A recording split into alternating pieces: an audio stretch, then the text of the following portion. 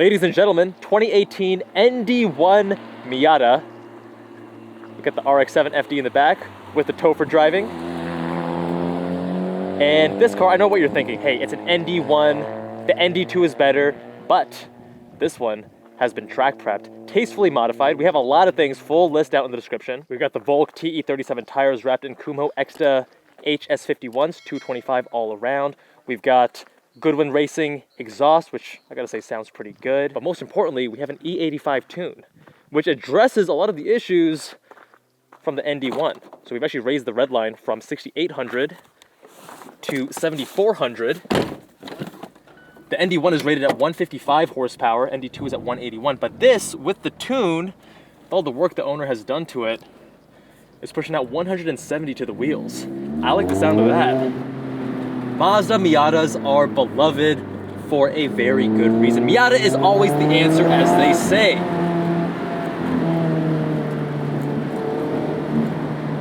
Wow, the body control on this, so flat. We have Ohlins Road and Track coilovers on this, and oh man, great suspension. Fantastic body control while not being too harsh. Oh yeah, a little bit of rotation on throttle input. These cars are so light and playful. One thing that surprised me, I don't remember I've driven NDs before, I don't remember the steering being this light and rather lifeless. Not a lot of feedback, very precise, lighter than I would like,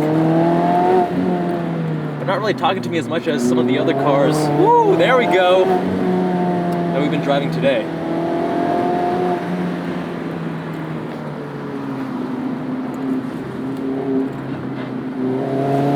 Mazda Miata transmission, phenomenal.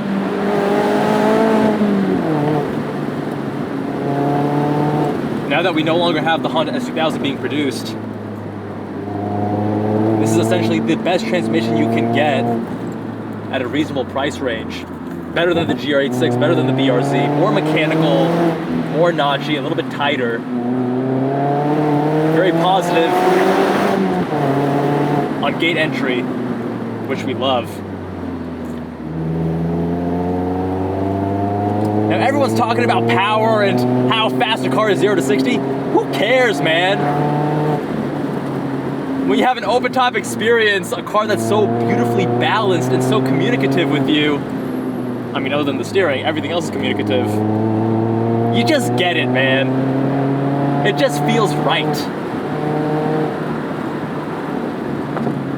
The work he's done to the engine has really transformed this. The ND1 feels a bit sluggish, but with the E85 tune, cranking out 170 horsepower to the wheels, weighing only 2,300 pounds, the car feels balanced, it feels adequate, it feels appropriate, it doesn't feel like it's hindered by the engine.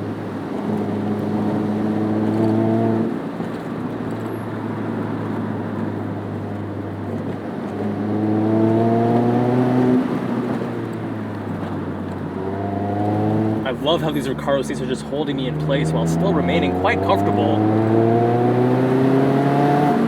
The owner has DS2500 pads, which I think are a reasonable compromise pad if you're going to be doing both light track work as well as street use. Hello, NA. But if you're doing more dedicated track work, then the Ferodos start to fall a little bit short, if you will.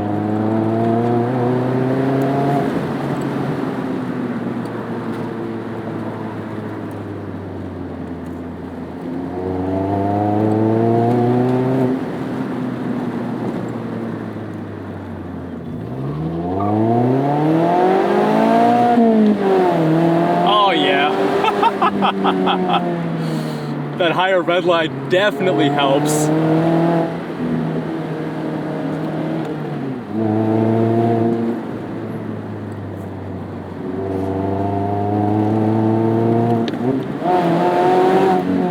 The beautiful thing about the Miata is that it doesn't care about your ego, it doesn't care about any of that nonsense.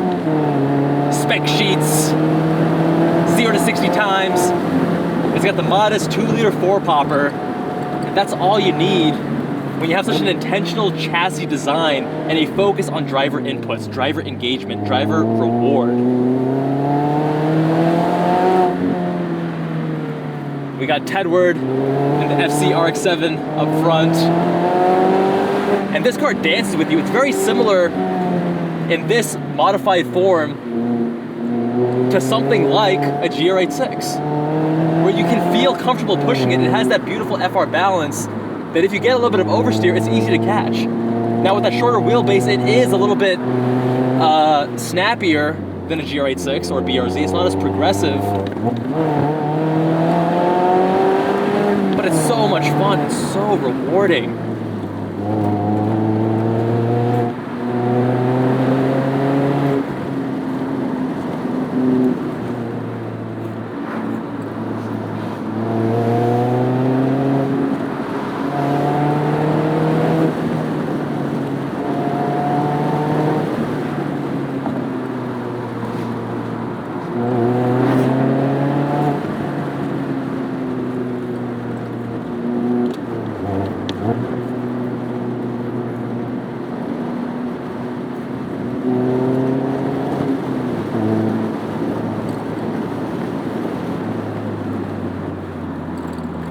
Now, if you've ever written off a Mazda Miata because you feel like it's too wallowy and it doesn't quite feel right straight from factory, remember that with a few small tweaks, you can get it so dialed in because that platform is already such a beautiful starting point.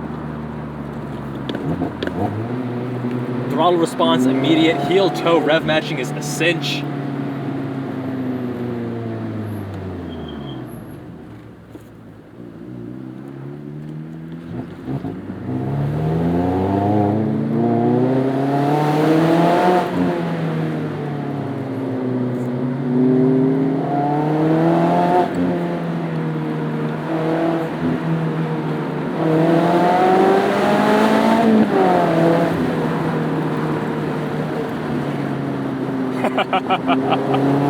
Angry little 4-popper.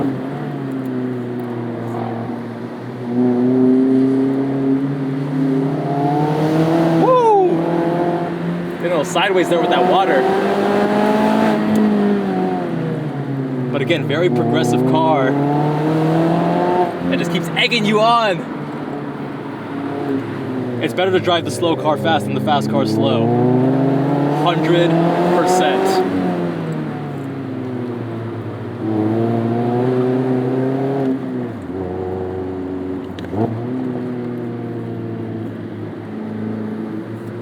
You know, really forgot how beautiful the Mazda transmission is.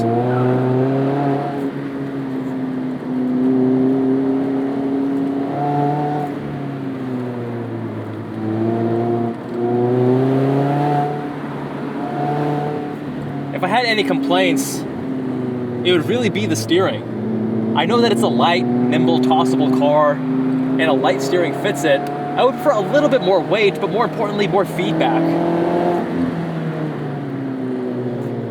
Very minimal feedback, not the strongest EPS, and Mazda can do EPS right. Look at the RX-8. We did a video on that previously. That one I thought was actually hydraulic when I first drove it because it was so good.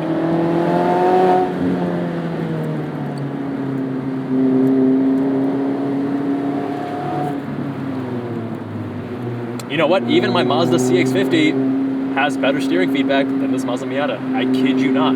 I am dead serious.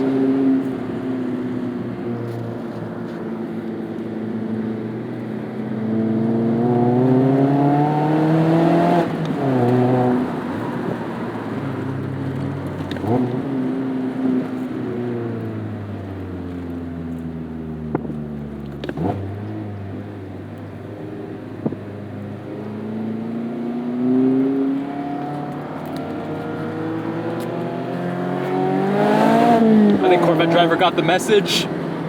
Holding up the VW Jet, the Fiat 500, the RX-7 FC, and the Mazda Miata.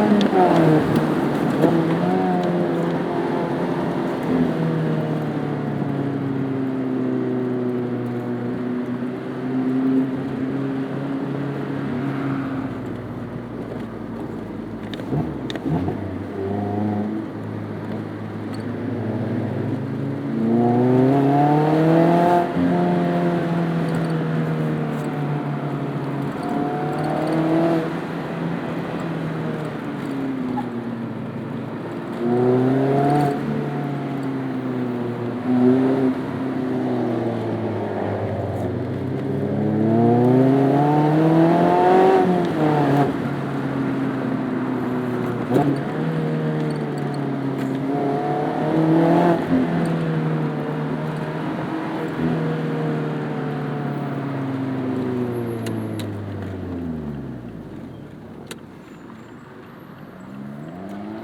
that, my friends, is what a Mazda Miata is all about.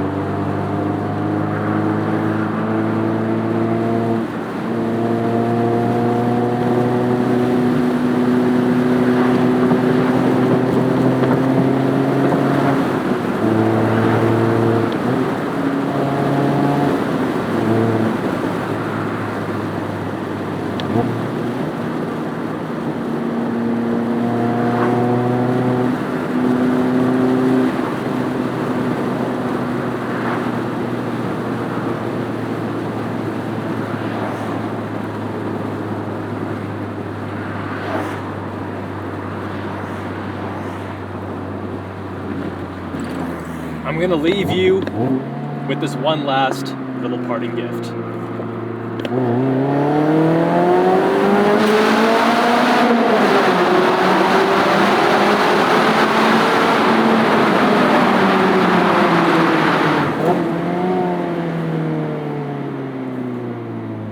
Thanks for watching, my friends. Much love, and I'll see you guys in that next one.